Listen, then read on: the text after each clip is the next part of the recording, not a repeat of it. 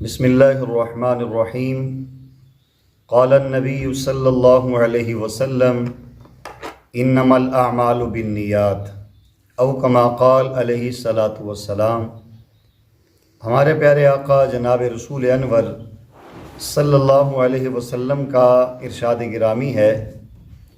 بے شک سارے اعمال کا دار و مدار نیت کی بنیاد پہ ہوتا ہے۔ بعض وہ کام ہیں کہ جن کو شریعت نے منع کر دیا اور ممنوع ہے، ان کو اچھی نیت کے ساتھ بھی کریں تو وہ عمل مناسب نہیں ہے اور وہ ممنوع ہے اور ناجائز ہے۔ لیکن بعض وہ اعمال ہوتے ہیں کہ جس میں شریعت نے منع تو نہیں کیا ہوتا، اگر اس عمل کو اچھی نیت کے ساتھ کریں گے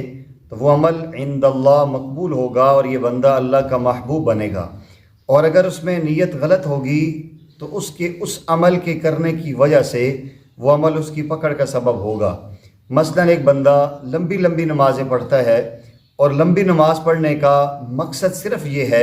کہ لوگ یہ کہیں کہ بڑا نمازی ہے، بڑا خشوع خضوع کے ساتھ نماز پڑھ رہا ہے، تو اس کا یہ عمل عند اللہ مواخذے کا سبب ہوگا۔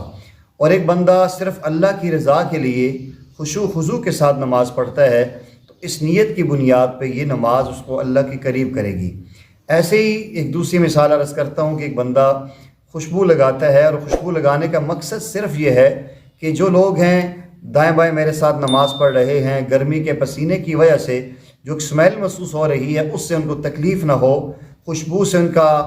قلوب و اذہان معطر ہوں، اس کے لیے خوشبو لگانا اچھا ہے۔ لیکن اگر اس کا مقصد یہ ہے کہ اچھی خوشبو لگا کے ان لوگوں کو اپنی امیری دکھلانا مقصود ہے، یا میرے پاس کتنی قیمتی خوشبو ہے، لوگوں میں اپنی ویلیو بڑھانا مقصود ہے، تو یہ عند اللہ اس کی پکڑ کا سبب ہوگا۔ تو پیارے آقا کریم صلی اللہ علیہ وسلم نے فرمایا کہ جو بھی عمل کرو، عمل کرنے سے پہلے اس کے اندر اپنی نیت کا ٹٹولو کہ میں کس مقصد کے لیے کر رہا ہوں۔ اگر اچھا عمل ہوگا، اچھی نیت ہوگی تو وہ اللہ کے ہاں درجات کی بلندی کے سبب ہوگا، اور برا عمل یا عمل اچھا ہے لیکن نیت بری ہوگی تو وہ عمل بھی عند اللہ مواخذے کا سبب ہوگا۔ اس حدیث سے ہمیں یہ ملتا ہے کہ ہم ہر عمل کرنے سے پہلے اپنے اندر اخلاص پیدا کریں اور اللہ جل جلالہ کی رضا کے لیے عمل کریں، انشاءاللہ وہ عمل ہماری بخشش کا ذریعہ ہوگا۔ اللہ کریم مجھے آپ کو اپنے اعمال کے اندر اپنی نیتوں کو درست کرنے کی توفیق نصیب فرمائے۔